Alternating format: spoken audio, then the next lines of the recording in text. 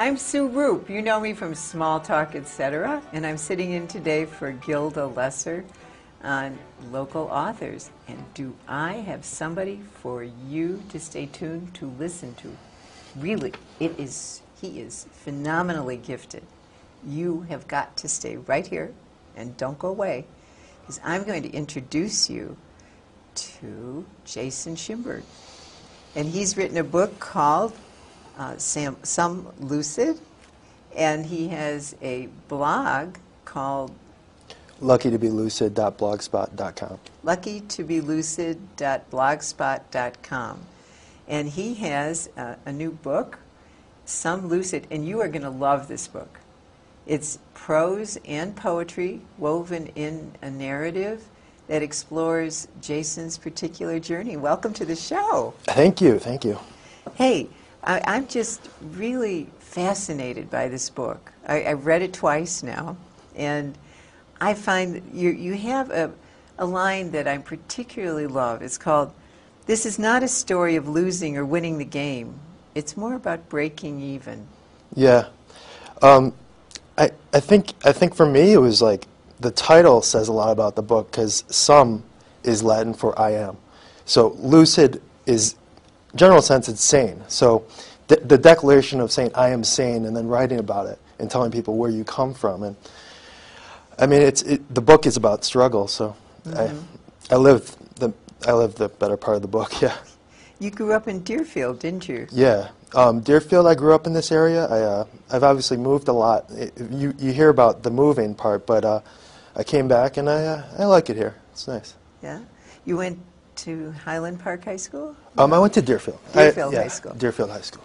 Oh, interesting. And when you were 19, you had a diagnosis of being bipolar, right? Yeah. I mean, high school didn't seem like, I mean, you see movies about kids growing up with bipolar, and you hear their journals and their diaries, but I never really kept a journal in high school, and I just, it was like the last year of high school, I was just severely depressed, and I had a knee injury, and I was playing basketball, and I couldn't play basketball anymore, and I was going to get recruited, so after they stopped sending letters about the recruitment, I got severely depressed, and I was diagnosed with bipolar.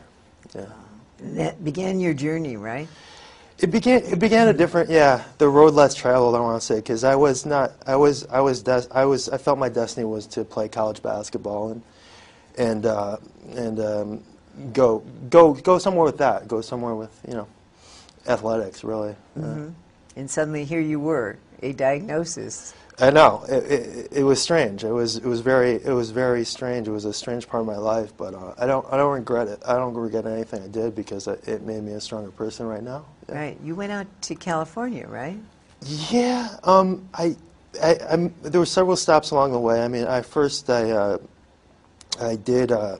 went to a prep school out east to try to play a post-grad year, and that's when I got depressed, and I moved to Boulder in Colorado, and I went to Naropa University, and I found some people there who really spoke my language, like a lot of good teachers that were beat poets, and I developed this poetry that was really coming out of a deep, a soul-rooted experience.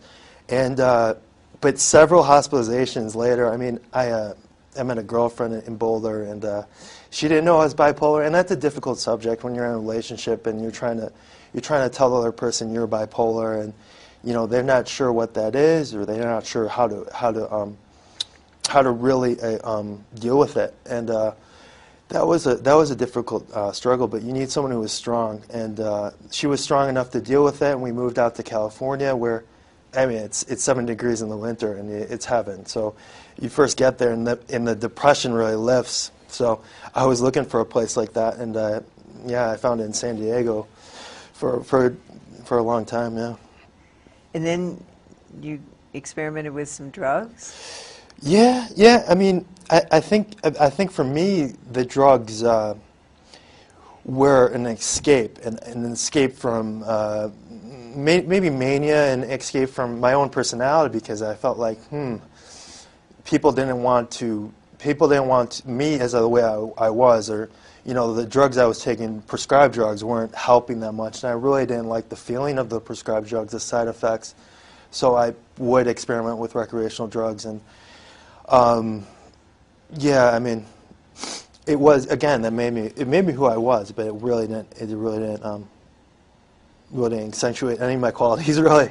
Yeah. And you wound up being homeless for a while? Yeah, I was in California, and the book discusses it discusses how I became homeless.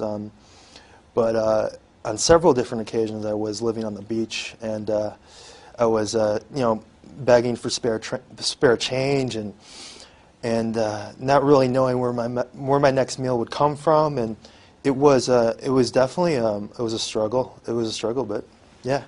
How did you wind up in jail?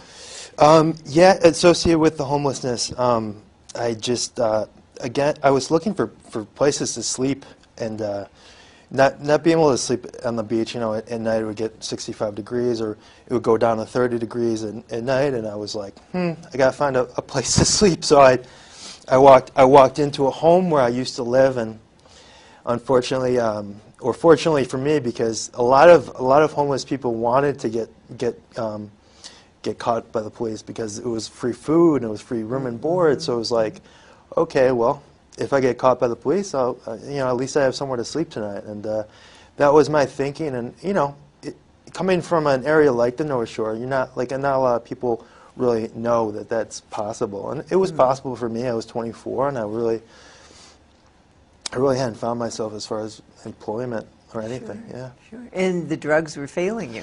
Yeah, the drugs did not help me. The drug for bipolar. Yeah, I mean, some people. I mean, even like a drug like marijuana. I mean, when you smoke it, it can develop psychosis, and for someone with mania and bipolar and rapid cycling, it's just like it really offends the disease, and the disease doesn't really deal with it well. So how did you get involved with North Star in Bend, Oregon? I was in the hospital in Highland Park, and someone said to me, "There's this place in Oregon," and I remember them talking to my parents. And my parents had divorced when I was 13, and he just mentioned it, and it was funny because I wanted to go to a regular college, or just deal, have fun, but I was dealing with all this stuff, and I had to get serious at a young point in my life, so I grew up pretty fast there, and I did go to North Star for 3 months, and again, I had trouble finishing these things, even around people who were dealing with similar things. So I had trouble completing North Star, but I met some great people along the way there. Could you read us your poem, Fat? Yeah. I'm just enchanted with your poetry. Thanks. This is called Fat. A tumble, and then a loud rumble. A fumble, a protection sack, a heart attack. Before sleep, there is a drip of dreamy substance that forms right on the tip of you wish you could speak and hear such in waking life. The light is clear, and you are headed for another knife. The life is unjust, because you had bacon and sausage for breakfast. You did not care when the doctors told you beware. Spread butter on the problem. The fast did not work. You are roughly 3 bills, but still able to function. I make most deductions. You tell your loved ones, I must get out and jump rope or run, erase the last 50 pounds. Did it either, though? First time. It's first time. But publishing houses these days only market the top handful of sellers. Yeah. You have to do the marketing yourself on everything. Yeah. You have to become your own distributor. But I can tell you out there that you should be going out and buying this book. A combination of prose and poetry. It's really good. Things better with your folks now? Yeah, your family? Yeah, I mean, it's always because my mom suffers from some illness too, and it's hard for us to see eye to eye because we're so similar. But my dad has been a rock for me, and my sister's always in my life, and with the divorce, it's just been difficult. But I have good friends, good family, and I definitely have I have extended family now, and I like where I am, like emotionally and mentally. So everything's easier with family, when that happens. But yeah, a lot of kids go through that. I mean, a lot of kids with divorce, 50%, 50% of people get divorced. So it's like, for me, that was so difficult. and I don't know where bipolar comes from. I mean, it is a chemical imbalance, and it could be hereditary, it could be from my mom, or it could be something I was just had to deal with. But yeah, I mean, it was so pivotal that because I love both my parents so much. When they got divorced, it was. Oh, that was hard. Yeah, it's talked about. There's actually a whole chapter in the book about the divorce. So. What's the name of your blog again? Lucky to be lucid, which is .blogspot.com. So. Lucky to be lucid. Yeah, lucky. .blogspot.com. Yep. Oh, that's good, because people should go there and read your blog. Yeah. And do you have a working title for your next book? I was thinking about California Knows, Chicago Knows, and that was the working title.